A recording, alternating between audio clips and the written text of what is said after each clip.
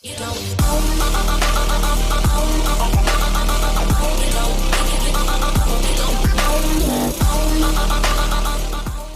guys, how you doing? This is JP Sarri from JP Sarri Reviews, and once again, welcome back to another book review. And today I want to review the Batman Knightfall Omnibus Volume 1. This is the first volume of this great collection from the 90s. If I could tell you one thing, if I'm a fan of 90s comics, there were a lot of good things in the 90s, there were a lot of bad things in the 90s, but I'm a fan of the 90s. I'm a fan of the comic book stories then. If there was one that, of course, changed the course for Batman or changed the course for a lot of things that happen at DC, is Nightfall. All right, looking at the book, you can see this is a cover from Kelley Jones. If you remember that time, you remember Nightfall, one of the biggest things that comes to mind, one of the first things that comes to mind is the art of Kelley Jones. And of course here he designed a new cover for this collections. Some people love them, some people hate them. I personally like them because it's definitely his art, and as you can see, that Bane so huge, and those muscles popping everywhere. And of course you see Batman right there. I really like the color of it, and of course you see right there the penguin in the back. I saw a guy actually in one of those Facebook groups where he actually redesigned the dust jacket, or the art that was actually with the 3 volumes, that it was match up with the 3 volumes, close to what the trade paperbacks had, which was kind of cool. In my case, I don't mind. I really like it the way it is. You can see Robin, you see Killer Croc, you see the Joker, and of course you can see right here Azrael, which always looks great. I always like the design. Of course, Poison Ivy. Now, removing the dust jacket, you can see right here the man who broke the bat. These are the biography of the writers. You had Doug Monk, who was really a big part of the 90s as a writer for Batman. You had Chuck Dixon, one of my favorite writers from the 90s, at least his adventures during the 90s. And of course you got Alan Grant, a Scottish writer. Now, inside the hardcover, you can see the art is still the same. It's the same art as you see on the dust jacket, and nothing really changes. I really like the color here. The book is pretty good. I like how sturdy it is. It is a good job. In this case, DC did a great job with this omnibus and with this collection overall, at least on my copies. But here you can see this is Joe Quesada's art, one of those variant covers that came during that time. I like his art. Actually, I like his depiction of Batman. Here, Batman Nightfall, Volume 1. This is the art of Jim Aparo. Very now classic, very iconic from this series. And okay, you go here on the inside. This is actually Graham Nolan. Very good, very cool. And here, of course, you had a list of people that were involved in this project. Of course, you got the writers, Chuck Dixon, you got Doug Monk, you got Alan Grant, you have pencilers, you got Graham Nolan, you have Jim Aparo, the late Norm Breyfogle, you got Mike Manley, Tom Mandrake, Tom Grindberg, Michael Netzer, you got Jim Balent. I love his his 90s run with Joe Duffy. They did Catwoman. Pretty cool run. Klaus Janson, Bret Blevins, and of course you got this inkers. You got Eduardo Barreto. Eduardo Barreto was actually it was a Uruguayan penciler artist, very, very famous in his country and in Argentina. He did a lot of work there. And Mr. Barreto, he passed away some years back, but definitely a legend, and I love his inks. He's pretty good. He's a great drawer. His drawings are great, but his inks are fantastic in this book. And then you got, of course, Jim Aparo, you got Norm Breyfogle, Tom Mandrake, Trevor Scott, you Bob Wiacek, you got Joe Rubinstein, Dick Giordano, Rick Burchett, Scott Hanna, Terry Austin, Luke McDonnell, Klaus Janson, Mike Manley, and Steve George, and of course you got more people involved. If there's something, of course, at least they give the credits to Bill Finger, of course, right next to Bob Kane, as it should. And here there's an introduction. I think this was written by Doug Monk. But of course, the only thing I don't like about this book, if I have something that I have to nitpick, is the fact that there is no table of contents. And to me, that's just a big no-no, especially for a book like this. having no table of content is just a misfire. It's just really, really, really bad. And you know what? Sometimes DC doesn't add those table of contents to some of its books, and I don't know why they do that. It's just weird. I don't know. It's just their way. But here is Batman. Start with Batman Vengeance of Bane. I love this cover. Really cool cover. Of course, this is the introduction of Bane. Now, a lot of people have mentioned this before, and I do agree with them. I think if they should have started this, there are a couple of things, even though this book is very complete in comparison to the trade paperbacks, which I still recommend. This adds a lot of stuff, around 300 pages of stuff that was not included on in this case, the trade paperbacks, the softcover collections. So you have more content here, all the prelude to the events. However, there's a couple of things missing, particularly from in here. I would have added Batman Venom, which actually gives us an introduction to the Venom drug that actually causes Bane to become very powerful, very strong. And actually, Batman was actually at some point in that comic book storyline on that graphic novel, he becomes addicted to it. Of course, he has to let it go, but that's how we're introduced. Dennis O'Neil was the creator of that storyline. We were introduced to the drug. Also, the fact that it's missing the Sword of Azrael. I definitely think that was another misfire, because in this book we're going to be introduced to John Paul Valley, who becomes the new Batman, but you don't know exactly where he came from. The drawings here are by Graham Nolan, and I love his art. I love how clean he is with it. I love the emphasis that he does on facial features, on emotions. Makes this book really great, and Barreto did such a phenomenal job with the inks. I love the mood that he sets with the shadows, with the dark spots, all of that. You can see that. It really emphasizes the art of Graham Nolan, which, in my opinion, it's fantastic. I think it's good. I love his art. I think it's one of the highlights of this book. And you're gonna see more. I'm gonna point that out. Really love this story. It really introduces Bane so you know exactly who is Bane and where he comes from, and his mentality and his point of view.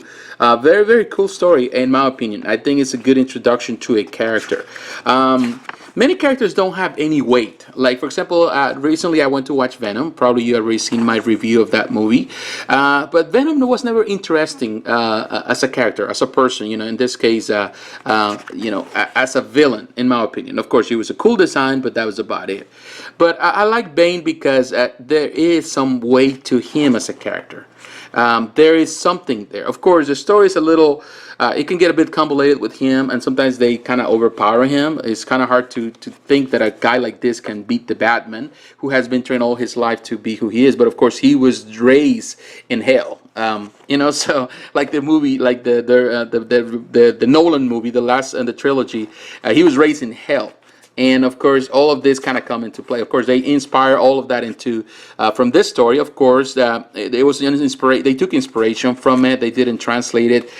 I would say 100% or as good as he should have been, because definitely Bane is a good character. That has, for some reason, a lot of people consider him a dull character, a stupid character, but he's not. A Black Mask. A lot of artists involved into this project. Not all the artists in this collection are fan favorites. Not everyone is as good, but in my opinion, people did a good job. Look at this cover. I love this cover. I love this one. I think this is Michael Golden. Michael Golden did such a phenomenal job. So I think back in the 80s and the late 80s and 90s, he was pretty much in the late 80s and the early 90s. He was actually the guy that you need to choose to get the covers done. And so Michael Golden means a lot of covers for DC. Great covers, by the way. But here you can see this is Doug Monk. Grindberg is doing the art. He does a good job. I'm not gonna say that I'm such a like a big fan. I like some of his style. I do like some of the features here. He reminds me a lot of Mike Mignola. He has a Mike Mignola feel. You can see that there, and the way he does his art. Pretty cool. Once you pay attention to the art, this is the thing. You might encounter sometimes some art that you might not like, but if you look at it after a while, a couple of times, and you go back to it, you can see the beauty of it. Art is good. Art is not. I think artists express themselves. People express themselves through art, and in my opinion, I think as long as you express yourself, that's what I like. And of course, this is Jim Aparo's. You can see the art. The ink in here, it's okay, but yeah, I love Jim Aparo. You gotta love Jim. He did such phenomenal work for Batman. He's a legend, in my opinion. Like I said in my past book review from Neil Adams' Batman, I always love Jim Aparo's more than Neil Adams. I think I prefer his more defined features of Batman. Love Sam Keith. He's the creator of the Max. Love his art. He has that kind of like a McFarlane feel. He does. He does that style. I love his art here. But his is Michael Netzer. He was born actually Michael Nazir. He is a Jewish American. Actually, he is Israeli American. His parents are his mother was Lebanese. So I think his mother Lebanese is Israeli. So he has a mix there. But of course, he changed his name because he converted to Judaism. But definitely, one thing about Netzer, he has a very particular art style. But Netzer has always been involved in a lot of social campaigns, trying to help people for all kind of different things, and helping people in the industry as well, helping other creators. So that's one of the things that I like about Netzer. I like and I respect his art. I love this one. Look at this one. Pretty cool Batman there. Very cool. I don't know. I think I can tell you one thing. One thing I like about this is the quality of the paper. DC did a phenomenal job with the paper. That's another Sam Keith cover. Very cool. Look at that Batman. Those covers were great. And this is Michael Netzer. And of course, these are all editions that are not included in the trade paperback. And this is just technically gives you an introduction, the prelude to the events of Nightfall, which really gives you a clearer picture of what's happening, which I really like that they did that. Another Sam Keith. I like this depiction of Batman right here. Very cool. Love this one. That's kind of like a Norm Breyfogle design, if you look at it. Very, very, very cool. I don't know. This is good. I love it. I really love it. Now, look at this cover. I love it. One of my favorite covers from Batman and Azrael. Pretty cool. I don't remember who did this one again. Oh, it was Travis Charest and Ray McCarty. Travis Charest, if I'm not mistaken, he has done a lot of great covers in the 90s. He did a lot of great covers. And he has done a lot of work for, if I'm not mistaken, for Wildstorm. He did a lot of work for Image Comics. He was working with Rob Liefeld, doing a lot of stuff for him. So, yes, he did a lot of stuff for them, for Top Cow and all that stuff. But here, look at that. I don't know. That looks great. It's not, I would say, anatomically correct. Look at that small feet. That's a 90s mistake. But regardless of, people love that kind of thing. I do. I can tell you one thing. Every time I make this, I do these reviews. It's hard sometimes for me just to concentrate. And sometimes I ramble a bit. You know that. But it's just because looking at this art, it's hard not to. Because I'm trying to explain things while I'm looking at it, and every time I open these books, I found something that I didn't see before, and it's just an experience to me. Another, this is actually a combination of Kelley Jones and Sam Keith, which is good. Another Michael Netzer book, cool. Scott Hanna is the one doing. I was forgetting that. Scott Hanna is the one doing the inking. Great inker. I love Scott Hanna's inks. They're strong, but they really, really look cool. Particularly with the different artists that he has worked with. Look at that. Look at that. So all of this, of course, is another Kelley and Sam's cover. A lot of great covers here. And as you can see, we're already going there, and there's like 300 pages here that were added before you start the first chapter, Nightfall. So all of this gives you a clear picture. Here you can see the Batman, how he's getting tired to the point that he is really losing a lot of energy. And all of this has been orchestrated, of course, by by Bane, who is trying to dismantle Batman, tired Batman. So when he confronts Batman, Batman is not at the strongest of his abilities. Look at this. This is a great cover. Very cool. I always recommend people to go back to the stories, to go back to the beginning, read stories from previous generations so you can understand the character better.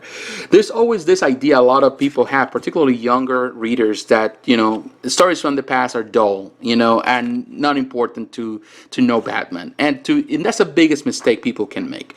In order to understand a character, you need to understand his history. You need to understand the key elements that make the character well.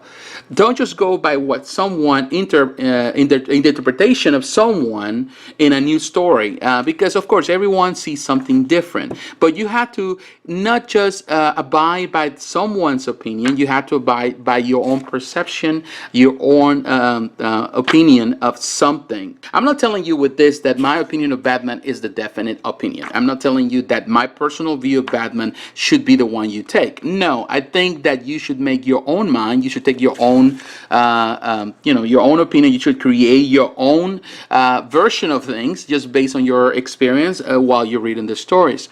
But in my opinion, I personally love this. This is Norm Breyfogle. I love Norm Breyfogle's work. I do, and of course, this is at the later part of his career with DC. So, he had a very defined art. A lot of people love him. It is really sad to know that he is gone. Particularly, he was not that old, but he was battling with some illness and some medical issues. So, but he defined the character throughout the '80s and the late '80s and in the early '90s. His style was great. One of the great things I always look about Breyfogle's is the facial expression. Look at these eyes. He made Batman so expressive, even under the cowl. It is hard to really give expression to Batman. Batman always looks, for most artists, very stoic. So stoic, because of course he has a cowl. So it's hard to really represent expression on the eyes because you don't see the eyes because everything is white. But Norm did such a phenomenal job doing, the white eyes, giving expression. That's what I like about him. And that not only goes for Batman, for every character. Look at this guy. Look at the eyes. These expressions.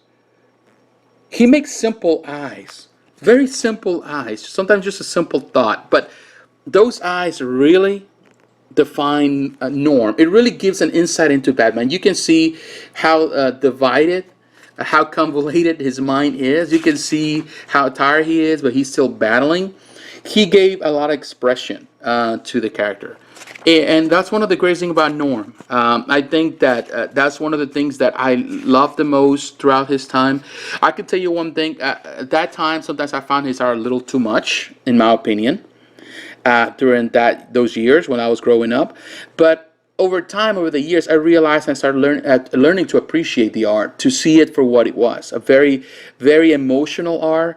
It has a connection, a deep connection with the character. He understands the character, and he knows it, and he expresses it. And you can see that. Of course, this is another Kelley Jones, very famous cover. And this is just issue 2, and we're already taking long on this video. But man, and that's another Norm Breyfogle. Look at that. Look at that. I love it. Man, Norm did great. We're going to miss him, for sure. Amygdala. Very dull character, but hey, he looked cool. Look at that. I like that. I like the inks here, too. I like the amygdala musculature, the expression in the face of Batman. Like I said, Norm, he knew how to add expression to the character, particularly Batman. I love the way he expressed it. Another great cover with Kelley Jones, very iconic. And we continue with Norm. I need to review some of his stuff. And there is a book that is hard to find. I don't have it. I have it in digital and media. I don't have it physically. It's the volume 1. Unfortunately, it was a small volume, so that's one of the reasons I never purchased it. So you have just part of the stories of Norm Breyfogle. There's another book coming out, I think, in November. That is volume 2. That is going to add more stories to it.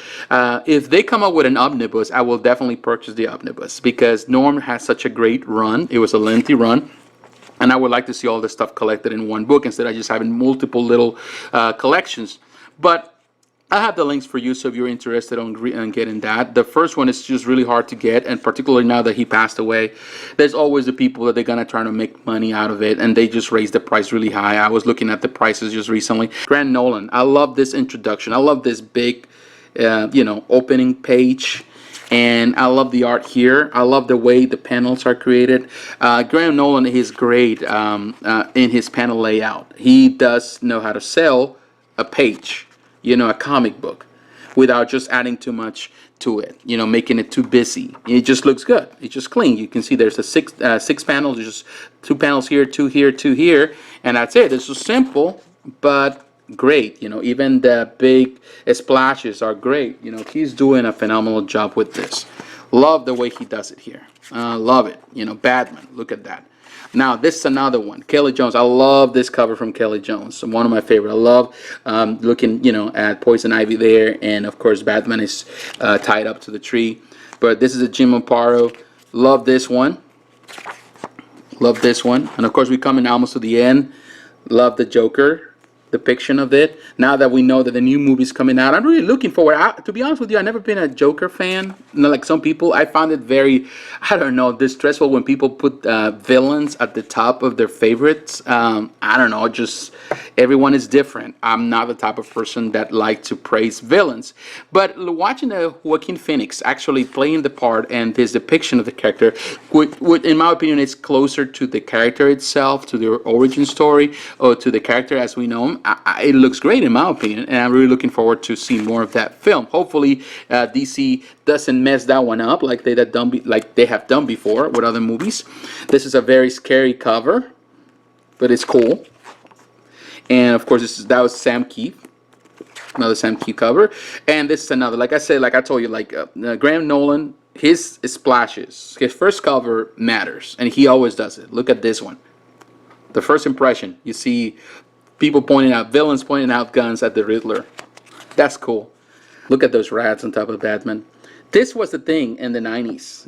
These covers were great. If you don't even are into this, if you go to the comic book location, or you go to get your comic book, and you see these covers, they get your attention right away. You want to see what's going on with Batman, what the rats on top of him, and I don't know, that was cool. Another Graham Nolan. Love it. I love the way the figure actually, the way he does the figure for Batman. He does great. The villains. Look at that. I like it. I really do. I always like this scene here when he's grabbing Batman, and look at the expression in the eyes. Nolan knew how to put expression on the face. I think Breyfogle did it better, and I think Breyfogle was the one that actually introduced that into the character. Like, a lot of people were kind of copying what he was doing, and of course here is Bane. Look at that.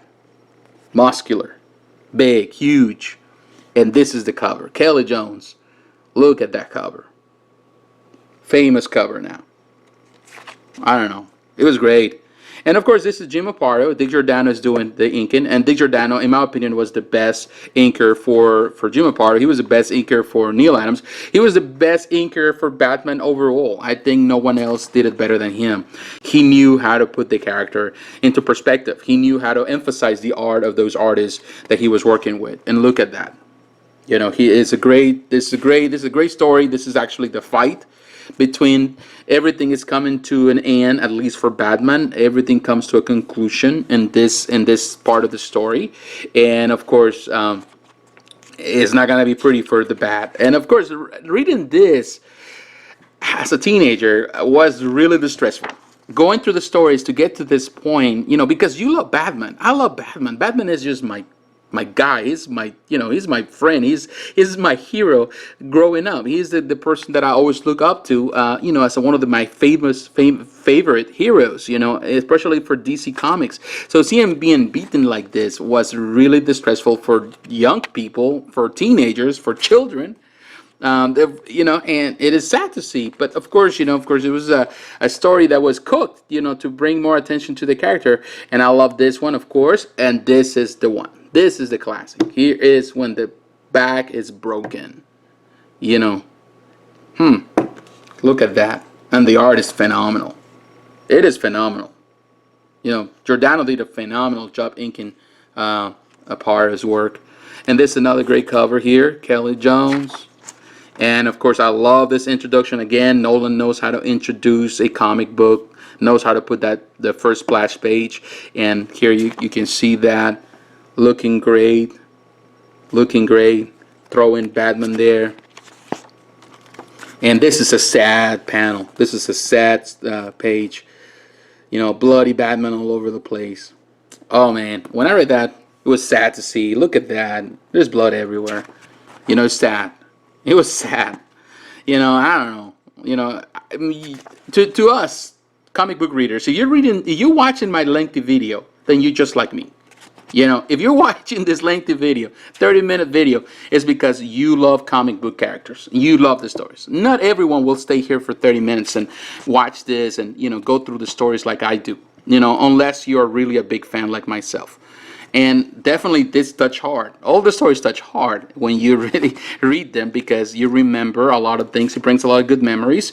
And you remember when you started reading the stories. This is Klaus Janson's work with Two-Face. Another great Kelley Jones cover. Man, this covers, you know, he just keep pumping covers. Jim Aparo. You know, he is broken, of course. Of course, now the Bane is taking over Gotham, you know, scene, you know, all the criminal underground. He's just doing it, you know. And of course, this is the part of the story where people could not understand how in this case Bruce Wayne decided to give the cowl to Jean Paul Valley. Of course, it's just for kicks, just for, you know, to make a little give more to the story. Now, this is a good thing about this book, Shadow of the Bat. This actually was put on the right order. This was out of order. It's out of order actually on the trade paperbacks. They corrected it here. So they add this. Of course, this is Grant, Blevins, and Manley. God of Fear, Shadow of the Bat. All this is actually, they corrected it, which is good. It was incorrect. Well, it was just incorrect for one single issue. I think it was before the next issue. But here is the whole run of this storyline, which is good. I like that they fixed something. They fixed something that that wasn't there. Of course, look at this. I'm not gonna say that I'm a fan of this art. I find it too busy, in my opinion. But it's part of the story, of course. You see all that. Scarecrow, looking very cool and menacing as he always does. Look at that. The art. You know, and you know, they did a good job here. The God of Fear, and of course, like this ends here, but actually, in the trade paperback, this is all this. You know, is actually after number 16, which is wrong. So they corrected it. They put it in the front before the issue 16 of Nightfall, which is a great thing. I don't know why they messed it up from in the beginning, but you know how it is. They always do some type of changes. And here you can see more. I love this here. And of course, now you see Jean Paul Valley. He is the Batman now. Again, you know, the Sword of Azrael is missing here, so you don't know much about how he became or how the relationship started with Bruce Wayne, with Batman. So I feel that that was a missed opportunity. They should have added. For some reason, if you really look at all these comic book stories, and for some reason DC does this a lot. They throw some collections, but they never finish the collections. They make collections and they give them to you, but they're always incomplete. And they miss in one chapter or they add in another chapter. As I know, there's a new Superman, Dead of Return Superman coming out, I think, early next year. It's already for you can pre-order through Amazon. I have the links below. And it's going to be more complete than the previous collection that we have. It's going to add more things. So I was going through the list of things they're adding, and they're adding stuff, which is great. They're still missing a lot of stuff. But the sad part is that they're taking some stuff away. And in my opinion, it's like, how DC can just, who does those things? Why they don't do it? And you know what? I came to the conclusion. It's a very simple conclusion. They do it so you keep buying. Because ultimately, you're going to buy the better collection. So you're going to get rid of the old collection, but it's still going to be incomplete. So in 5 years from now, they're going to have a much better collection. It could be even 2 years now or less, a year, and then you're gonna have to buy the newer collection. So it's a marketing plot, so you keep buying. So what they do, they take away, they just add one chapter, but they miss another important chapter. So this is what they do here. So I don't know, it's just bad. And actually here, like I said, it's still missing something. It's missing the first 4 issues of the Catwoman run. They should have been added here because even though it is in a different Catwoman adventure, it's very linked to the story. In the second one, on the next and the next one, which is Night Quest, you're going to find that it's there. They have a few of those issues of Catwoman, but there's no introduction to the previous one. So you really don't know much of what's going on with Catwoman. So they're missing that. They should have been included here. 4 issues that should have been included in this part of the story. And then, of course, continue with Nightfall number 18. So that was, to me, that was a bad choice. Look at this one, another Grand Nolan. Of course, now he's just making changes. Jean-Paul Valley is making changes to the suit. You know, he's getting a little more deranged, a little more crazy. You can see how he's, how his mental stability is just kind of falling apart, and all of that. So you'll see that. Of course, that is going to be on Night Quest when I get to review it. I'm going to explain more of that if you haven't read the story, of course. But here, look at that. I love this panel here. Again, Grant Nolan knows how to do it. Very good. Of course, this is a battle, the first battle between Jean-Paul Valley, the new Batman, and Bane. Look at this. This is the new suit that was actually designed by Graham Nolan. Look at this. Archangel, the Fall. And this is Jim Aparo. A lot of people hated that design. Very 90s in style. You know, he has the, the little pouches, which Batman doesn't need pouches like that. Like, okay, kind of weird. Never would. The design was kind of cool, but it never really grew on me. I never really find it to be the most exciting design. I love Joe Quesada's work on it and some of the variant covers, but I never found it to be exciting, And this is, of course, the battle between Jean-Paul Valley and Bane, and it gets really, really bloody, and Jean-Paul Valley defeats Bane. But I love the way it's presented here. Love this. Love the art. Look how great it looks. Just phenomenal. Look at that. Just great. And here he defeats him, and that's the end of it. Pretty cool. Pretty cool. And there's an afterwork. I think this is Grant doing the afterwork. No, this is Chuck Dixon. I love Chuck Dixon. I particularly love his stuff in the 90s through Batman. He did a lot of stuff with Batman. I love his stuff with Nightwing, and I hope, and I pray that they come up with the, with an omnibus for Nightwing run. This is actually introduction of Bane, how Bane kind of came to be, or before how he got into, Wayne's Manor. It's kind of cool they added. There's not many extras, but you can see some custom designs from Joe Quesada. Look at that. There's some Joe Quesada introduction here. This is Graham Nolan. Some designs of the custom. Here, design of Bane. The first sketch. Actually, this is the first sketch of Bane. He was already kind of shaping the ideas. So Graham Nolan, they're a great now. I love the design of some of the goons there. Love this variant cover. This is a great variant cover. Look at this one. This is Joe Quesada's variant cover. That looks great. Regardless of the pouches, that looks great. Looks good there. And Bane looks very good and terrific there. So this is a variant cover by Joe Quesada. This is Batman 500 variant cover. Pretty cool cover. Here's another variant. A die cut cover. And here's, of course, Batman. And you have a Jim Aparo. You got Mike Manley. Of course, this is Kelley Jones, his particular design style. And here's more Joe Quesada work. I always love this Joe Quesada's gallery, Batman gallery. Pretty cool. Look at that. Very good. He did a good job. This is Joe Quesada, Jimmy Palmiotti. Here you go. There's not many, that's the only thing. There's not a lot of extras here, which is kind of a shame. But here you go. Some of the softcover collections, some of the covers there. Very cool. Joe Quesada work here. In conclusion, do I recommend this book? Of course I do. I definitely do. If I didn't recommend the previous Batman collection, the Neil Adams Omnibus, I'd certainly recommend this. A lot of people are going to criticize it. A lot of people are going to say that it's cheesy, it has no depth, it's just they just created just to sell more comics or more covers. That's you know how it is. People always point things out. For me, this is my personal opinion. This is my experience. I really enjoyed Nightfall. I really enjoyed Nightfall a lot. In the 90s. Yes, it was a bit convoluted. Yes, some things are hard to believe, but it's just the story. It has a good beginning. It starts here, and it has a good ending. Batman retakes the cow. And of course, it was cooked by some of the greatest writers of the time.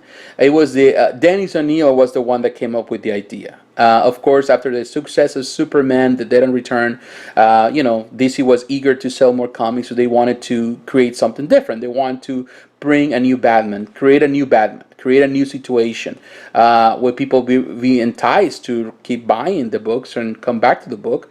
And he was given the green light, and he came up. He gathered some of the best writers of Batman of the time, and they came and they created a story, which is 90s fare. I recommend the 3 volumes. Start with this one, and of course go to Night Quest and then Night's End. Definitely, I recommend the collection. Very, very satisfied with it. Even if you cannot afford this, which is right now a good price in most places, even if you go for the trade paperback, you're still gonna enjoy this collection. So once again, thanks for watching this video. I really appreciate your support.